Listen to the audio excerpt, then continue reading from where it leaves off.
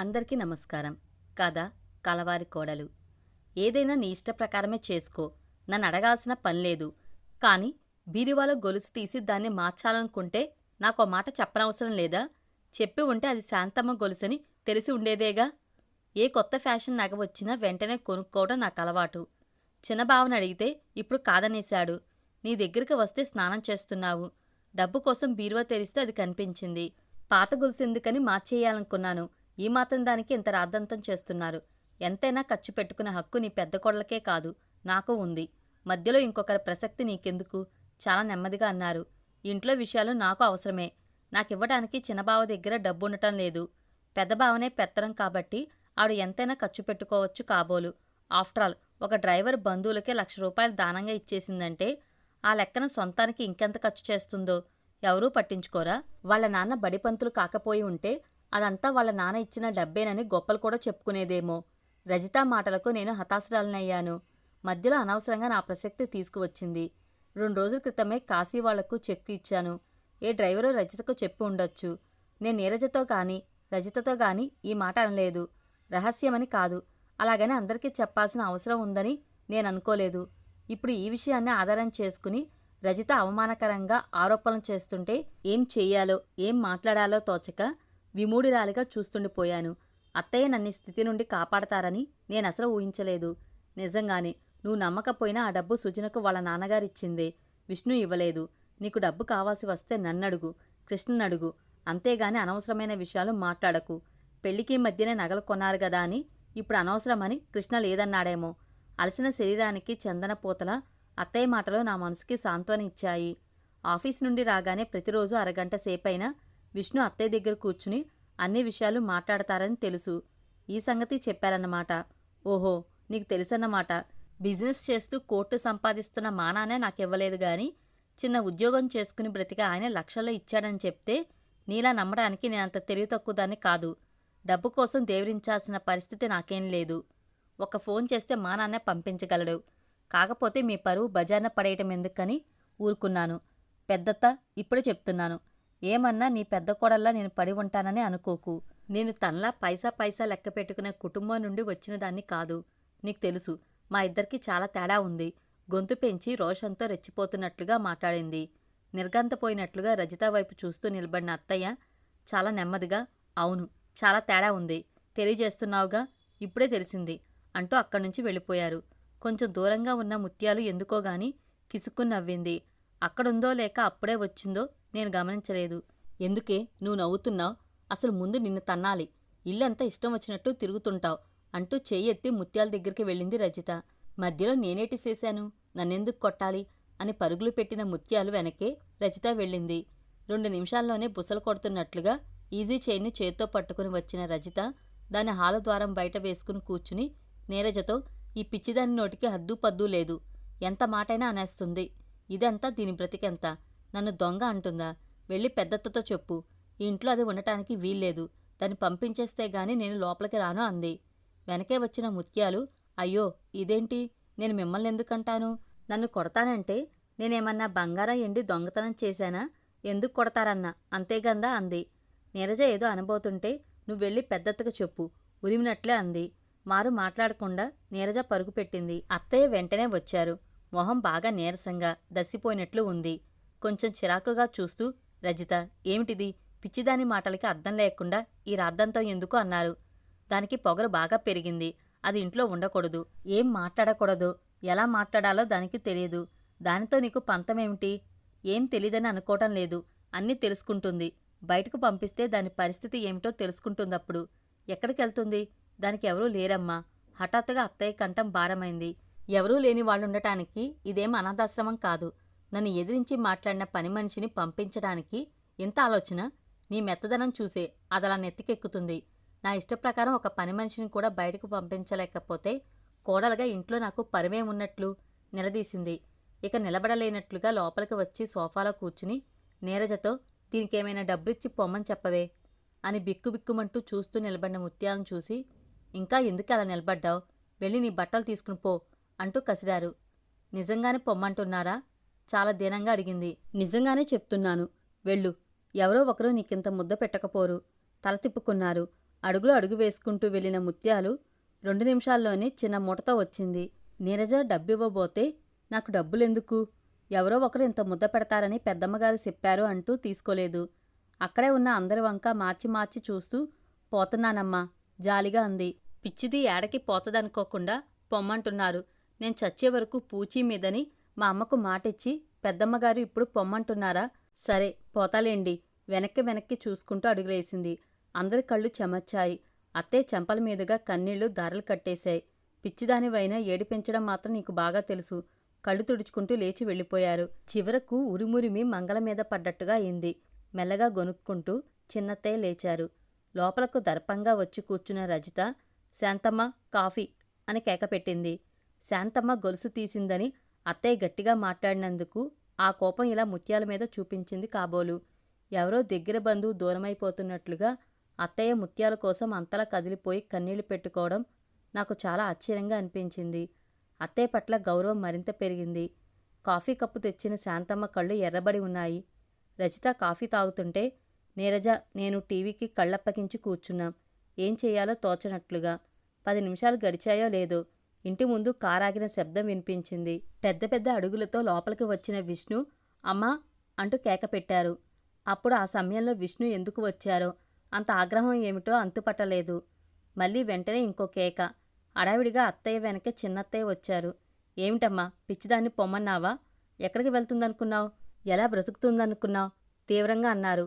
రజిత లేచి నిలబడి, బావా ఆ పిచ్చిది నన్ను అని చెప్పబోతుంటే, విష్ణు, రజిత నువ్వేం మాట్లాడకు ఉరివినట్లే అన్నారు. రజిత కొంచెం బెదిరినట్లుగా మౌనంగా ఉండిపోయింది. విష్ణు పెదవులపైకి చిరునవ్వు వచ్చింది. మమ్మల్ని ఎవరినైనా బయటకు పొమ్మనే అధికారం నీకుంది గాని ముత్యాల్ని మాత్రం పొమ్మనడానికి లేదు. తనకు ఆ హక్కును నాన్నగారే ఇచ్చారు కదా. మళ్ళీ కొంచెం సీరియస్గా చూస్తూ, నేను లాయర్గానే కలవాలని అటువైపు వెళ్తున్నాను కాబట్టి సరిపోయింది. మలుపులో చెట్టు కింద కూర్చునుంది. లేకపోతే వెతకలేకెంత గొడవయ్యేదో. అయినా ఎవరో ఏదో అంటే నువ్వు గట్టిగా మాట్లాడలేవా అంటూనే విష్ణు వెంటనే వెళ్ళిపోయారు. గుమ్మం బయట నిలబడి తల మాత్రం కనిపించేట్లు లోపలికి చూస్తూ ముసిముసి నవ్వులు నవ్వుతున్న ముత్యాలను చూడగానే అందరి మొహాలపైన నవ్వు వచ్చింది. అందరికీ కూడా చాలా రిలీఫ్గా అనిపించినట్లయింది. ముత్యాలు గెంతుకుంటూ బయట నుండే వెనక వైపుకి వెళ్ళిపోయింది. అత్తయ్య వాళ్ళు లోపలికి వెళ్ళిపోయారు. నిలబడే ఉన్న రజిత ఒక నిమిషం ఆగి విసురుగా బయటికి వెళ్లేసరికి నేను నీరజ బిత్తరపోయాం. అన్నమాట నిలబెట్టుకోవడానికి ఎవరో ఒకరే ఇంట్లో ఉండాలని అందిగా. విష్ణు ముత్యాలను తీసుకువచ్చారని కోపంతో రజిత వెళ్ళిపోతుందా? ఇప్పుడేం చేయాలి? ఆపడానికి ఎవరిని పిలవాలి? మేం ఈ కంగారులో ఉండగానే రజిత కార్ దగ్గరికి వెళ్ళి మరిచిపోయింది కాబోలు. హ్యాండ్ బ్యాగ్ చిన్న ప్యాకెట్ తీసుకుని వెనక్కి తిరిగి రావడం చూసి మేమిద్దరం తేలిగ్గా ఊపిరి తీసుకుని చిన్నగా నవ్వుకున్నాం. తర్వాత నీరజ ముత్యాల గురించి చెప్పింది. శ్రీనిలయం కట్టేటప్పుడు ముత్యాలు ఇంట్లో పని అస్సలు చేసేది కాదు. రోజంతా ఇల్లు కట్టే పనుల్లోనే ఇటుకలు మోయటం, సిమెంట్ అందించడం, అలా ఏదో ఒక పని చేస్తుండేది. ఇల్లు తనే కట్టేస్తున్నట్లుగా అడావిడి చేస్తూ అందరి కూలీల మీద అరుస్తుండేదట. అంతా అయ్యాక నువ్వు చాలా శ్రమపడ్డావు, ఏం బహుమతి కావాలి అని మావయ్య గారు ముత్యాలను సరదాగా అడిగితే ఇల్లే తనకిచ్చేయమందట. అదేంటని అడిగితే కోపం వచ్చినప్పుడు పెద్దమ్మగారు పంపించేస్తానని అంటుంటారు కాబట్టి ఇల్లే తనదైతే ఇక ఆ మాట ఎప్పుడూ అనలేరు కదా అని అలా అడిగానని జవాబు చెప్పిందట. మావయ్య గారు కూడా నవ్వుతూ, సరే ఈ ఇల్లు నీదే, నిన్నెవరూ ఇక పొమ్మన్నారులే అంటూ అందరితో విన్నారుగా, అందరికీ తెలిసిందిగా అని సరదాగా అన్నారట. ఈ విషయం ఇప్పుడు విష్ణు అత్తయ్యకు గుర్తు చేస్తూ ముత్యాలను పొమ్మనే అధికారం ఎవరికీ లేదన్నారన్నమాట. ముత్యాల అమాయకురాలే అయినా ఒక్కోసారి చాలా తెలివిగా మాట్లాడుతుందనిపిస్తుంది. ముత్యాల వాళ్ళమ్మ అత్తయ్య వాళ్ళ దగ్గర కొన్నాళ్ళు పనిచేసిందట. ఆ తర్వాత ముత్యాలను పెట్టింది. పిచ్చిదని తన ఇంట్లో వాళ్ళెవరూ సరిగ్గా చూడరని ఒకసారి బాధపడుతుంటే అత్తయ్య ముత్యాల గురించి దిగులొద్దని, పని చేసినా చేయలేకపోయినా జీవితాంతం కనిపెట్టి చూసే బాధ్యత తమదేనని వాళ్ళమ్మకు చెప్పారట. సరైన సమయంలో ఆ మాటను గుర్తు చేసి అత్తయ్యనే కాదు అందరి చేత కన్నీళ్లు పెట్టించింది. విష్ణు ముత్యాలను తిరిగి తీసుకువచ్చినందుకు రజిత రభస చేయకపోవడం ఆశ్చర్యమే. అసలు రజిత ప్రవర్తన నాకు వింతగా ఉంటుంది. ఒకసారి వరుసగా 4 రోజులు మామూలుగా సరదాగా ఉంటే తర్వాత ఏ గొడవ పెట్టుకుని ఆ రోజంతా రుసరుసలాడుతున్నట్లు ఉంటుంది. ఒక్కోసారి ఒక రోజులోనే 2-3 సార్లు ఎవరి మీదనైనా గట్టిగా అరిచేసి వెంటనే మళ్ళీ మామూలుగా మాట్లాడేస్తుంది. మనసులో ఉన్న అసంతృప్తి ఏదో అప్పుడప్పుడు ఇతరుల మీద అలా చూపిస్తుంటుందేమో. ఆ రోజు అవుట్ హౌస్లో ఉండే రుక్మిణమ్మ గారు ఏదో పూజ చేసుకున్నానని మమ్మల్ని ముగ్గురిని తాంబూలం తీసుకోవడానికి రమ్మనమని పిలిచారు.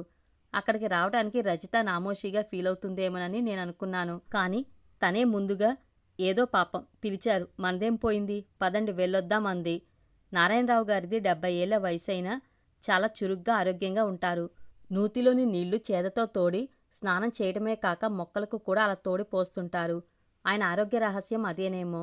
రుక్మిణమ్మ గారు కూడా అంతే, ఎప్పుడూ ఏదో ఒక పని చేస్తూనే ఉంటారు. ఆవిడ మాట్లాడుతుంటే ఎర్రరాళ్ల కమ్మలు ముక్కు పుడక భలే మెరుస్తుంటాయి.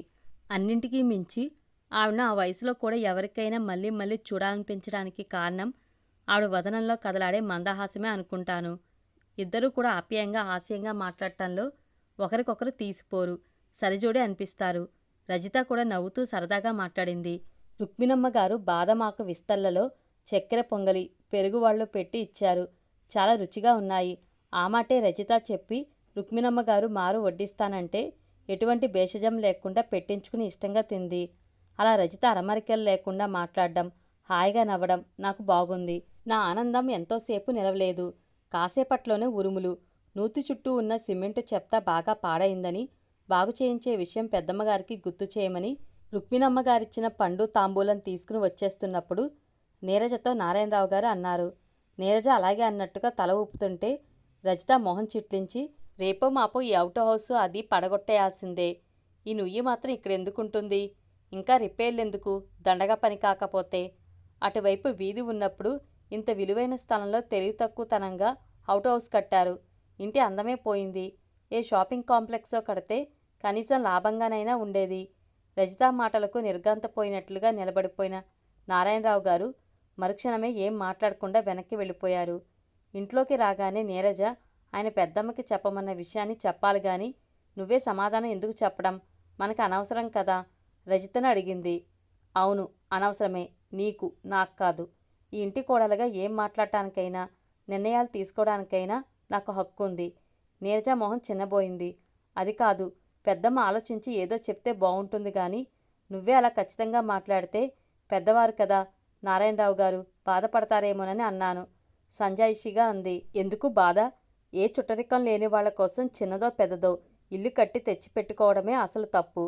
అప్పనంగా ఉంటున్నదే కాకుండా ఇంకా ఇంటికి సోకులు కావాలని అడగటం తప్పని తెలుసుకుని నోరు మూసుకుంటారు. అంతేగా. నాకు ఇంట్లో వాళ్ళు సలహాలు ఇవ్వటమే నచ్చదు. తలదాచుకోవడానికి వచ్చిన వాళ్ళు కూడా అన్నింట్లోనూ తలదూచి సలహాలు ఇవ్వటం అస్సలు నచ్చదు.